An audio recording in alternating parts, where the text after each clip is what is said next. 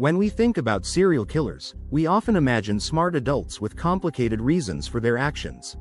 But there's a scary part of this where some people started killing when they were very young. This challenges how we see kids growing up, who's responsible for crimes, and what evil really means. They make us question why violent behavior starts, if it's from genes or how we're raised, and how the law deals with such young criminals. Looking at these 9 youngest serial killers shows us that even the most innocent-looking faces can hold dark thoughts, making us rethink what we know about childhood, crime, and the human mind. Number 1. Mary Bell, United Kingdom. Mary Bell, born on May 26, 1957, in Newcastle upon Tyne, England, is one of the most infamous child killers in British history. At just 10 years old, she committed her first murder by strangling 4-year-old Martin Brown on May 25, 1968. She followed this with the murder of 3-year-old Brian Howe 2 months later, also by strangulation. Bell's actions were marked by a disturbing level of premeditation and cruelty, including returning to the scene to carve an M on Brian's stomach and mutilate his body. Her accomplice, 13-year-old Norma Joyce Bell, no relation, was acquitted of all charges. Mary Bell was convicted of manslaughter in December 1968, with the court recognizing her diminished responsibility due to a psychopathic personality disorder. Her early life was marred by severe abuse and neglect from her mother, Betty McCricket, a prostitute who allegedly forced Mary into sexual acts with clients from a young age. After serving 12 years in various institutions, Mary Bell was released in 1980 and granted anonymity, which has been extended to protect her daughter and granddaughter. Number 2. Jesse Pomeroy, United States. Jesse Pomeroy, known as the Boston Boy Fiend, was one of the youngest convicted serial killers in American history. Born in 1859, Pomeroy began his criminal activities at a very young age. By the age of 11, he had already been involved in numerous incidents of torturing other children, often luring them to secluded areas where he would beat and whip them. His violent tendencies escalated, and in 1874, at the age of 14, he was convicted for the brutal murders of 2 children, 10-year-old Katie Curran and 4-year-old Horace Millen. Pomeroy's crimes were marked by extreme cruelty and sadism, shocking the public and authorities.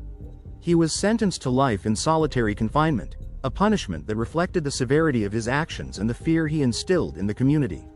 Number 3. Craig Price, United States. Craig Price, known as the Warwick Slasher, shocked Rhode Island with a series of brutal murders committed in his early teens. Beginning at age 13 in 1987, Price killed 27-year-old Rebecca Spencer, followed by the horrific murders of Joan Heaton and her 2 young daughters in 1989 when he was 15. The extreme violence of his crimes, coupled with his chilling confession and lack of remorse, stunned investigators and the public. Initially sentenced as a juvenile, which would have allowed for his release at 21, Price's case sparked outrage and led to significant changes in Rhode Island's juvenile justice laws. Despite the original sentence, Price has remained incarcerated due to various infractions and additional charges while in prison. Mental health professionals have described him as a psychopath with little chance of rehabilitation. Number 4. Eric Smith, United States. Eric Smith, a 13-year-old from Steuben County, New York, gained national attention in 1993 when he was convicted of the brutal murder of 4-year-old Derek Roby. The crime, which involved luring the young boy into the woods, then strangling and beating him with rocks, shocked the community and drew significant media coverage due to Smith's young age and the heinous nature of the act. Smith's distinctive appearance, characterized by his red hair and thick glasses, became widely recognized during the trial. He was tried as an adult and sentenced to 9 years to life in prison. Thank you for making it this far. Please like and subscribe to our channel. Number 5. Alyssa Bustamante, United States. In 2009, the small town of St. Martins, Missouri, was shaken by a chilling crime that drew national attention. 15-year-old Alyssa Bustamante was convicted for the murder of her 9-year-old neighbor, Elizabeth Olton. The case gained notoriety not only due to the young ages of both the perpetrator and the victim but also because of Bustamante's disturbing motive. She later admitted to the crime, stating that she wanted to know what it felt like to kill someone. This shocking confession, coupled with evidence of premeditation, including a diary entry describing the murder as amazing and pretty enjoyable, horrified the public and legal observers alike. Bustamante's case reignited debates about juvenile crime, mental health issues in adolescence, and the appropriate sentencing for young offenders who commit such heinous acts.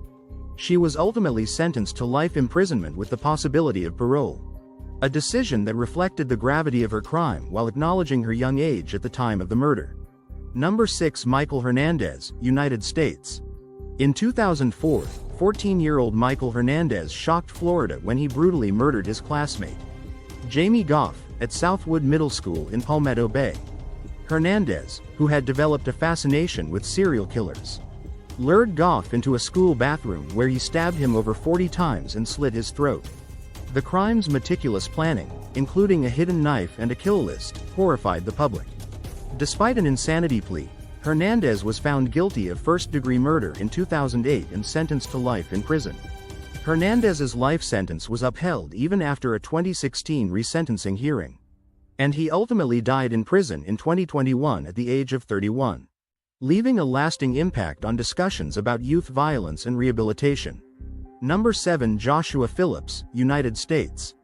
Joshua Phillips was 14 years old when he committed the murder of his 8-year-old neighbor, Maddie Clifton, in Jacksonville, Florida, in November 1998.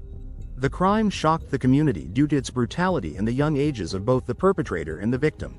Phillips lured Maddie into his home, where he struck her with a baseball bat, then strangled and stabbed her to death. He hid her body under his bed, where it remained for a week until his mother discovered it. Phillips claimed he killed Maddie to stop her from crying after accidentally hitting her with a baseball, fearing punishment from his abusive father. However, the prosecution disputed this account, citing a lack of supporting physical evidence. Phillips was tried as an adult and convicted of first-degree murder, receiving a life sentence without the possibility of parole. In 2017, Phillips was resentenced to life in prison with a review after 25 years, acknowledging his opportunity for rehabilitation while reflecting on the severity of his crime. Number 8. John Venables and Robert Thompson, United Kingdom. John Venables and Robert Thompson, both 10 years old, were convicted in 1993 for the abduction and murder of 2-year-old James Bulger in Liverpool, a case that remains one of the most notorious in UK history. On February 12, 1993, the boys lured James away from a shopping center, leading him on a 2.5-mile walk before brutally torturing and killing him near a railway line. Venables and Thompson were tried as adults and found guilty, making them the youngest convicted murderers in modern British history. They were sentenced to be detained at Her Majesty's pleasure, the equivalent of a life sentence for juveniles. The case drew massive media attention and public outrage, leading to significant debates about the treatment of young offenders, the influence of media on children, and the adequacy of the juvenile justice system. Both boys were released on lifelong license in 2001 with new identities. But John Venables has since been re-incarcerated for various offenses, further fueling public and media scrutiny. Number 9. Lionel Tate, United States. In 1999, 12-year-old Lionel Tate killed 6-year-old Tiffany Unick in Broward County, Florida, claiming her death was an accident during a wrestling match. The autopsy revealed severe injuries, leading to Tate's conviction in 2001 for first-degree murder, making him the youngest person in modern U.S. history to receive a life sentence without parole. In 2003, an appeals court overturned his conviction, and Tate accepted a plea deal for second-degree murder, resulting in a reduced sentence. However, he later violated his probation by participating in an armed robbery, leading to a 30-year prison sentence. As we conclude our exploration of the world's youngest serial killers, we are left with a complex tapestry of emotions and questions. These cases, each uniquely disturbing, challenge our understanding of human nature and the boundaries of childhood innocence. They force us to confront uncomfortable truths about the potential for darkness within even the youngest members of our society. Thank you. Please like and subscribe.